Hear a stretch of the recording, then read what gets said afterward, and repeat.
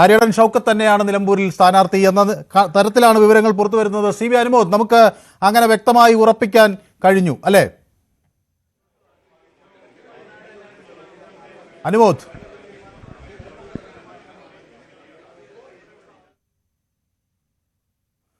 Yes, അനുമോദിലേക്ക് വരാം. ഏതായാലും ആര്യടൻ ഷൗക്കത്ത് തന്നെയാണ് നിലമ്പൂരിൽ UDF സ്ഥാനാർത്ഥി എന്ന് വ്യക്തമായിരിക്കുന്നു. നേരത്തെ ആര്യടൻ ഷൗക്കത്തിനെ നിലമ്പൂരിൽ സ്ഥാനാർത്ഥിയാക്കുന്നതിലെ അതൃപ്തി പല ഘട്ടങ്ങളിൽ അൻവർ വ്യക്തമാക്കിയിരുന്നു. കോൺഗ്രസ് അതുമായി ഒരു സമവായ ചർച്ചകൾക്ക് വരെ നടത്തിയതായി വിവരങ്ങൾ പുറത്തു വന്നിരുന്നു. തുടർന്ന് ഇതിൽ ആരാകും സ്ഥാനാർത്ഥി എന്ന തരത്തിൽ ഒരു തർക്കമുണ്ടായിരുന്നു.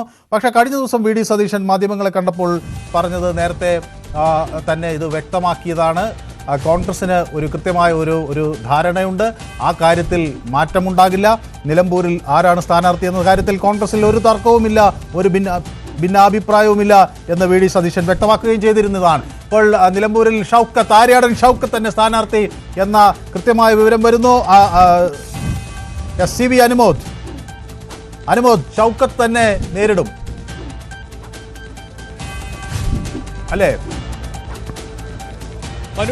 നിലമ്പൂരിൽ UDFന്റെ സ്ഥാനാർത്ഥിയായി ആര്യടൻ ഷൗക്കത്ത് തന്നെയാണെന്ന് ഇപ്പോൾ നേതൃത്വം വ്യക്തമാക്കിയിട്ടുണ്ട്. ഇനി അന്തിമമായിട്ടുള്ള ഹൈക്കമാൻഡിന്റെ ഒരു വാർത്താക്കുറിപ്പാണ് പ്രതീക്ഷിക്കുന്നത്. കേരളത്തിൽ നിന്നുള്ള അയച്ച പട്ടികയിൽ ഷൗക്കത്തിന്റെ പേര് മാത്രം എന്ന് പറയുമ്പോൾ അത് നിലമ്പൂരിൽ ഇതുവരെ ഉണ്ടായിരുന്ന സസ്പെൻസുകൾക്കെല്ലാം ഒരു അവസാനം നൽകുന്നതാണ്. ഇന്ന് രാവിലെ മുതൽ നിരവധി നമ്മൾ ഒട്ടും പ്രതീക്ഷിക്കാത്ത തരത്തിലുള്ള രാഷ്ട്രീയ നീക്കങ്ങൾ പല മേഖലകളിൽ നിന്നുണ്ടായി. PV അൻവറുടെ ഭാഗത്തുനിന്നുണ്ടായിരുന്നു, VSയുടെ ഭാഗത്തുണ്ടായിരുന്നു. പക്ഷേ ആ തീരുമാനം, ഇപ്പോൾ നേതൃത്വത്തിന്റെ തീരുമാനം അത് ഷൗക്കത്തിലേക്ക് എത്തുന്നു എന്ന് പറയുമ്പോൾ നമ്മളിപ്പോൾ നിൽക്കുന്നത് ആര്യടൻ ഷൗക്കത്തിന്റെ വീട്ടിലാണ്. നമുക്ക് കാണാം ഷൗക്കത്തിന്റെ അണികൾ, പ്രവർത്തകർ, കോൺഗ്രസ് പ്രവർത്തകർക്ക് നേരത്തെ തന്നെ ഇവിടെ എത്തിയിട്ടുണ്ട്.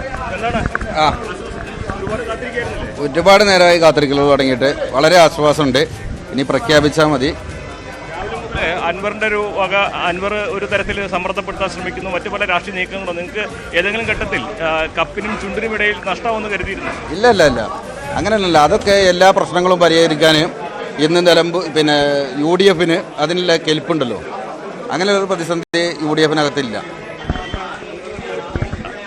സ്ഥാനാർത്ഥിയായിട്ട് അൻവറിന്റെ പേര് മാത്രമാണ് ഇവിടുന്ന് പോയിട്ടുള്ളത്. അൻവറിന്റെ അല്ല, ഇപ്പോൾ നമുക്ക് AICCയുടെ ഔദ്യോഗികമായ പ്രഖ്യാപനം വരാൻ വേണ്ടി വെയിറ്റ് ചെയ്താണ്. ആഹ്ലാദ പ്രവർത്തനത്തിലാണ്. എല്ലാവരും സന്തോഷത്തിലാണ്. അതിരാവിലെ തൊട്ട് പ്രവർത്തനം 24 hours ഇവിടെ ഉണ്ട്. രാവിലെ 7 മണി തൊട്ട് മുഴുവൻ ആളുകളുണ്ട് ഇവിടെ. ഏത് സമയത്തും ആർക്കും വരാൻ പറ്റുന്ന ഒരു വീടാണത്. ഒരിക്കലും ഗേറ്റ് അടയ്ക്കാത്ത വീടാണ്. ആർക്കും എപ്പോഴും ഏത് സമയത്ത് ഇവിടെ എത്താം. UDFനെ സംബന്ധിച്ചോളം UDFന്റെ സ്ഥാനാർത്ഥി പ്രഖ്യാപിച്ചു കഴിഞ്ഞാൽ ഒറ്റക്കെട്ടായി ഞങ്ങൾ എല്ലാവർക്കും കൈപ്പത്തി അടയാളത്തിൽ വിജയിപ്പിക്കാനുള്ള പ്രവർത്തനങ്ങൾ ചെയ്യും. LDFൽ നിന്ന് മണ്ഡലം തിരിച്ചു പിടിക്കുകയാണ് ഇപ്പോൾ. അതെ, 9 വർഷമായിട്ട് നമുക്ക് നഷ്ടപ്പെട്ട മണ്ഡലം LDFൽ നിന്ന് തിരിച്ചു പിടിക്കുകയാണ്. ഇനി നമുക്ക് 9 വർഷമായി നഷ്ടപ്പെട്ട മണ്ഡലത്തിൻ്റെ ബുദ്ധിമുട്ടും കാര്യങ്ങളും എല്ലാവർക്കും മറിച്ചു. ഇനി എല്ലാ പ്രശ്നങ്ങളും മറന്ന് ഈ മണ്ഡലം തിരിച്ചു പിടിക്കുന്ന ഒറ്റ ലക്ഷ്യം മാത്രമേ ഈ നിലമ്പൂരിലുള്ള കോൺഗ്രസ് പ്രവർത്തകർക്കും UDF പ്രവർത്തകർക്കും ഉള്ളൂ. അനുമോദ്, അവിടെ വാർത്തയിൽ കണ്ടായിരുന്നു. അപ്പോൾ ഏതെങ്കിലും ഘട്ടത്തിൽ ഈ സ്ഥാനാർത്ഥി പ്രഖ്യാപനത്തിൽ ഇങ്ങനെ ഒരു ഇല്ല, അത് നമ്മളെ നേതൃത്വം ശക്തമായിട്ടൊരു തീരുമാനം എടുക്കും എന്നുള്ള ഉറപ്പ് തന്നെയായിരുന്നു എല്ലാവരും. നേതൃത്വത്തിന് ഇപ്പോൾ UDFൻ്റെതായ ഒരു സംവിധാനം ഉണ്ടല്ലോ. ആ സംവിധാനം വെച്ചിട്ട് UDF അതിന് ഉചിതമായ തീരുമാനം എടുക്കും എന്നുള്ള ഉറപ്പ് തന്നെയായിരുന്നു നമ്മളെല്ലാവരും. കാത്തിരുന്നൊരു വാർത്തയാണ് അല്ലേ? തീർച്ചയായും സ്ഥാനാർത്ഥിക്കല്ല നമ്മൾ പ്രാധാന്യം. ഇവിടെ UDF ഒറ്റക്കെട്ടാണ്. ഏത് കാലത്തും ഞങ്ങൾ ഒന്നിച്ചാണ്. ഇവിടെ UDFന്റെ നേതൃത്വത്തിൽ ശക്തമായിട്ടൊരു പ്രചാരണം പ്രവർത്തനങ്ങളും നടക്കും. ഈ മണ്ഡലം ഞങ്ങൾ വൻ ഭൂരിപക്ഷം തിരിച്ചു പിടിക്കും. ഷൗക്കത്ത് സ്ഥാനാർത്ഥിയായിട്ട് ഔദ്യോഗിക പ്രഖ്യാപനം വരാനിരിക്കുന്നു. എങ്ങനെയാണ് നിങ്ങളെയൊക്കെ പ്രതീക്ഷ? കേട്ടില്ല. തെരഞ്ഞെടുപ്പിൽ നിങ്ങളെയൊക്കെ പ്രതീക്ഷ എത്രമാത്രമുണ്ട്? ഈ തെരഞ്ഞെടുപ്പിൽ പ്രതീക്ഷ എന്ന് പറഞ്ഞാൽ കേവലം ഒരു 10ഓളം വർഷമായി ഇവിടെ ഒരു MLAൻ്റെ സാന്നിധ്യം ഇല്ലാതായിട്ട് അതിൻ്റെ ബുദ്ധിമുട്ട് ഈ നിലമ്പൂർ പ്രദേശത്തുള്ള ജനങ്ങൾ അനുഭവിച്ചു വരുന്നുണ്ട്. ഇവിടെ ഐക്യ ജനാധിപത്യ മുന്നണിൻ്റെ സ്ഥാനാർത്ഥി ആരായാലും UDFൻ്റെ പ്രവർത്തകർ 2 കൈയും നീട്ടി സ്വീകരിക്കും. പ്രത്യേകിച്ച് ഈ ഒരു വീട് ഈ നിലമ്പൂരുകാർക്ക് എന്നും ഒരു ആശ്രയമാണ്. ഇവിടെ രാഷ്ട്രീയമില്ല, ജാതിയില്ല, മതമില്ല. എല്ലാ മേഖലയിലും ഈ വീട് ഒരു സംരക്ഷണമാണ്, ഒരു അത്താണിയാണ്. വീണ്ടും ഒരു MLA വരുന്നു എന്ന് പറയുമ്പോൾ നിങ്ങളെ സംബന്ധിച്ച് വലിയ ആശ്വാസമാണ്. ഒരുപാട് ആശ്വാസമുണ്ട്. ഇപ്പോൾ ഞങ്ങളൊരു MLA ഇല്ലാത്തതിൻ്റെ ദാരിദ്ര്യം നിലമ്പൂർകാർ എത്രത്തോളം അനുഭവിക്കുന്നുണ്ട് ഇവിടുത്തെ ജനങ്ങൾക്കറിയാം. ഈ ഒരു വാർത്തയ്ക്ക് വേണ്ടിയിട്ട് അല്ല, കാത്തിരിപ്പായിരുന്നു എങ്കിലും ഈ വാർത്ത ആയിരിക്കും, ഈ ഒരു അവസ്ഥയിലായിരിക്കും കാര്യങ്ങൾ എത്തുക എന്നൊരു കാഴ്ചപ്പാടുണ്ടായിരുന്നു. കാരണം അദ്ദേഹമാണ് അതിനർഹൻ. കാരണം അദ്ദേഹത്തിന് എന്നെക്കുറിച്ചൊക്കെ സംസാരിക്കുകയാണെങ്കിൽ വ്യക്തിപരമായി പറഞ്ഞാൽ കുടുംബമായിട്ടും അദ്ദേഹത്തെ വ്യക്തിപരമായിട്ട് ബന്ധമല്ല, ഈ പ്രദേശവാസിയാണ്.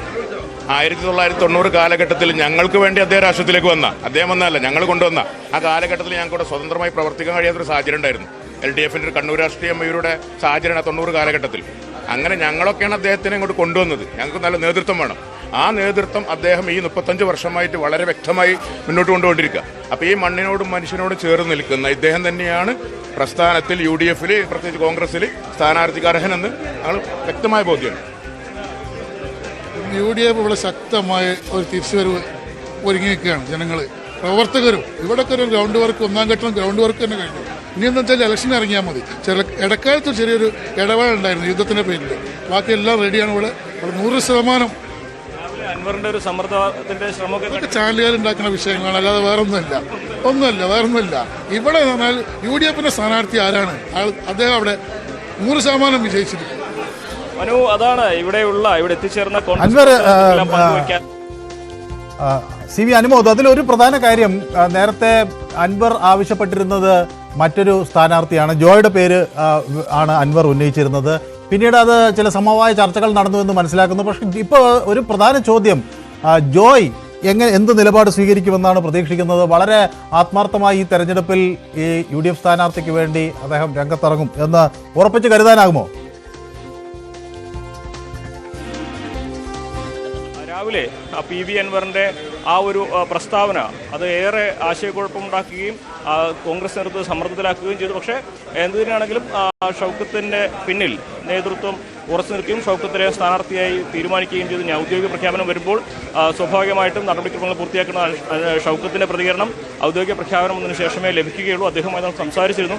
പ്രവർത്തകരുടെ ഇടയിലാണ് അദ്ദേഹം ഇപ്പോൾ ഉള്ളത്. ഞാൻ CV അനുമോദിലേക്ക് ഞാൻ മടങ്ങി വരാം. എന്നോടൊപ്പം TG സജിത്ത് കൂടി ചേരുന്നുണ്ട്. സജിത്ത്, കോൺഗ്രസിനകത്ത് ഐക്യമുണ്ട്, ഒറ്റക്കെട്ടാണ് എന്നൊക്കെ പറയുമ്പോഴും അവിടെ രണ്ട് താല്പര്യങ്ങളുണ്ടായിരുന്നു. അൻവർ ഒരു പേര് മുന്നോട്ട് വെച്ചു, പക്ഷേ ആ പേരല്ല കോൺഗ്രസ് തെരഞ്ഞെടുത്തിരിക്കുന്നത്. അപ്പോൾ അൻവറിന് വശംവദനാകേണ്ട എന്ന് UDF തീരുമാനിച്ചോ, കോൺഗ്രസ് തീരുമാനിച്ചോ എന്ന് ഈ ഘട്ടത്തിൽ പറയാനാകുമോ? രണ്ട് ഒറ്റക്കെട്ട് എന്ന് പറയുന്ന കോൺഗ്രസിന് ഈ തെരഞ്ഞെടുപ്പിൽ അവിടെ ഒറ്റക്കെട്ടായി തന്നെ പ്രചരണ രംഗത്ത് സജീവമാകാൻ കഴിയുമോ? തീർച്ചയായും മനു, വളരെ സുപ്രധാനമായ തീരുമാനമാണ്. കോൺഗ്രസിനെ ആശയക്കുഴപ്പത്തിലാക്കിയിരുന്ന അല്ലെങ്കിൽ അവസാന ഘട്ടങ്ങളിൽ വലിയ പ്രതിസന്ധി ഉണ്ടാക്കിയ രാഷ്ട്രീയ തീരുമാനം കോൺഗ്രസ് കൈക്കൊണ്ടിരിക്കുന്നു. അവിടെ ആര്യാടൻ ഷൗക്കത്ത് തന്നെ സ്ഥാനാർത്ഥിയാകുമെന്ന തീരുമാനത്തിൽ കോൺഗ്രസ് എത്തിയിരിക്കുന്നു. കൊച്ചിയിൽ നടന്നുകൊണ്ടിരുന്ന ആ യോഗത്തിലാണ് സുപ്രധാനമായി തീരുമാനം കൈക്കൊണ്ടിരിക്കുന്നത്. കോൺഗ്രസിനെ സംബന്ധിച്ച് ആശയക്കുഴപ്പമുണ്ടാക്കിയ രണ്ട് പ്രതിസന്ധികളായിരുന്നു. ഒന്ന്, ആര്യാടൻ ഷൗക്കത്തിനെ പരിഗണിച്ചാൽ ജോയിയെ എങ്ങനെ അനുനയിപ്പിക്കും, അതിലേക്ക് എങ്ങനെ എത്താൻ കഴിയും, അതുണ്ടാക്കുന്ന മറ്റു രാഷ്ട്രീയ പ്രതിസന്ധികളെ എങ്ങനെ മറികടക്കും. രണ്ടാമത്തെ കാര്യം PV അൻവർ ഉയർത്തിയ രാഷ്ട്രീയ വിവാദമാണ് അല്ലെങ്കിൽ സമ്മർദ്ദമാണ്. ആ സമ്മർദ്ദത്തെ എങ്ങനെ അതിജീവിക്കുമെന്ന രണ്ട് ചോദ്യങ്ങളായിരുന്നു. ഈ രണ്ട് ചോദ്യങ്ങളെയും കോൺഗ്രസ് നേരിടാൻ തീരുമാനിക്കുന്നു. അതിൽ ആര്യാടൻ ഷൗക്കത്ത് എന്ന പേരിലേക്ക് ഉറപ്പിക്കുമ്പോൾ ജോയിയെ അനുനയിപ്പിക്കാനുള്ള തീരുമാനം കോൺഗ്രസ് കൈക്കൊള്ളുകയും ജോയിയുമായി സംസാരിച്ചു കഴിഞ്ഞു എന്ന് തന്നെയാണ് നമ്മൾ മനസ്സിലാക്കുന്നത്. ജോയ് പൂർണ്ണമായും ഈ തെരഞ്ഞെടുപ്പിൽ സഹകരിക്കും. ഒപ്പം തന്നെ